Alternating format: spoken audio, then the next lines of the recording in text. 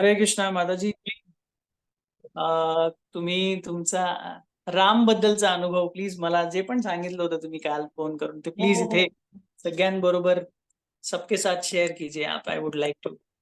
आधी सगळ्यांना मी माझं छोटस पिल्लू राम दाखवते. आणि अर्पित प्रभूजींचीच कृपा आहे आमच्या सगळ्यांवर, की आम्ही गुरुकुलला जॉईन स्कूलला ऍडमिशन घेतली. आणि त्यानंतर आम्हाला साक्षात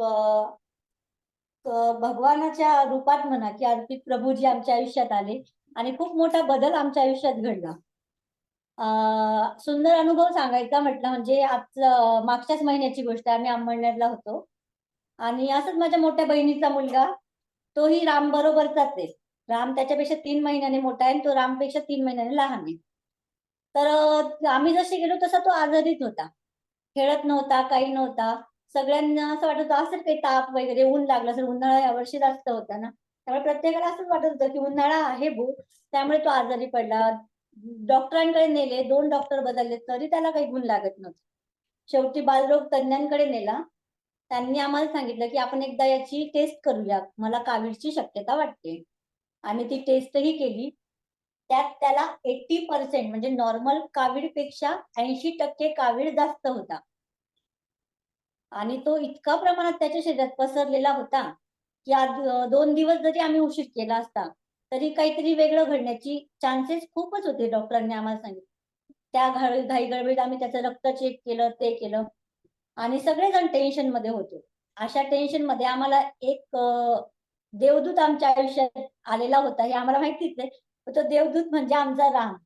तो आम्हाला कंटिन्यू म्हणायचा, अगं घाबरू नको, त्याला अफर्मेशन दे ना, त्याला अफर्मेशन दे.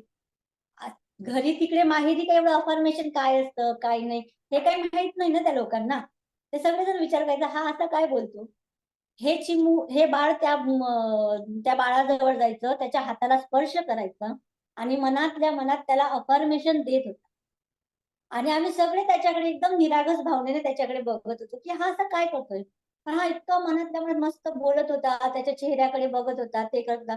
पहिला दिवस गेला, आम्ही मस्त चला भाऊ काहीतरी त्यालाही बरं वाटतंय यालाही बरं वाटतंय म्हणून आम्ही करू दिलं. जेव्हा त्याला हॉस्पिटलमध्ये आम्ही ऍडमिट केलं ना, आणि ऍडमिट केल्यानंतर आम्ही त्याच्याजवळ थांबायचो. मी त्याची आई गावाला असल्यामुळे मीच त्याच्याजवळ थांबत होते. राम घरी थांबायचा. राम मात्र सकाळी 7 वाजता उठून आंघोळ वगैरे करून आजोबांसोबत यायचा हॉस्पिटलमध्ये.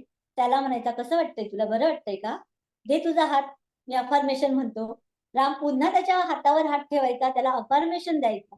म्हणजे जो कावीळ 80% जास्त होता, तो 5 ते 10 दिवसात बरा होणारा कावीळ अक्षरशः 3 दिवसात तो अर्ध्यापेक्षा कमी होऊन गेला. डॉक्टरही नवल करायचे ना की आपण फक्त सलाईन दिली आणि औषध दिले, याच्याने तो मुलगा 3 दिवसात कव्हर होण्यासारखं नाहीये. पण हे झालं कसं काय. पण जेव्हा डॉक्टरांशी मी ही गोष्ट बोलली की राम येतो, त्याला अफर्मेशन देतो, ते करतो, त्या डॉक्टरांनाही नवल वाटलं. ते म्हटले की अरे हे काय, मी तर पहिल्यांदाच ऐकतोय असंही होऊ शकतं. मग आम्ही त्या डॉक्टरांनाही सांगितलं की असं असं प्रभूजी आहेत, प्रभूजीच्या मार्फत त्यांना फॉर्मेशन शिकवलं गेलंय, शाळेत त्यांना शिकवतात आणि त्यामुळे राम हे सगळं करतो.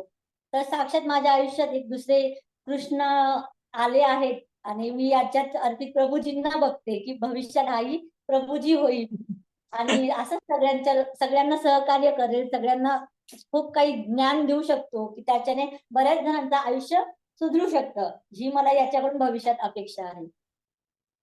हरी बोल, क्या बात है. खूप छान, खूप छान. राम प्रभू की जय.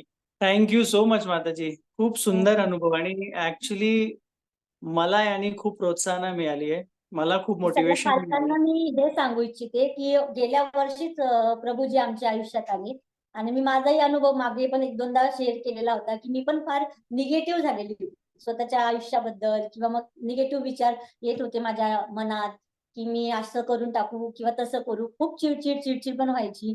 आमचे दोघी नवरा बायकोंचेही खूप वाद व्हायचे. पण जशी मी तुम्हाला भेटली किंवा तुमच्याकडून जे मला ज्ञान भेटत गेलं की असं असं केल्याने खूप काही बदल घडू शकतात, तर मला जसा वेळ भेटतो, मी असं खूप टाइम असं हे ठरवून नाही घेतलं की मी ह्याच टाइमाला करेल मेडिटेशन किंवा अफर्मेशन, ह्याच टाइमाला दिलं असं मी नाही. जेव्हा जेव्हा मला वेळ भेटतो त्या वेळेला मी अफर्मेशन देण्याचा प्रयत्न करते किंवा मेडिटेशन करण्याचा प्रयत्न करते. त्याने आमचंही नातं इतकं सुंदर होत चाललं आहे आणि अजूनही सुंदर होईल याची मला खूप अपेक्षा. म्हणजे हे वाटतं की नाही याच्यापेक्षाही ते अजून सुंदर होईल आमचं दोघी नवरा बायकोंचं नातं. नाहीतर खूप 2-3 वर्षात आमच्यात इतकं ताणलं गेलं होतं नातं की एकमेकांना समजूनही घेत नव्हतो आम्ही. सारखे एकमेकांवर चिडचिड करायचो, ते करायचो. पण खूप गेल्या वर्षापासून खूप आमच्या आयुष्यात बदल घडला तुमच्यामुळे. Thank you Prabhuji.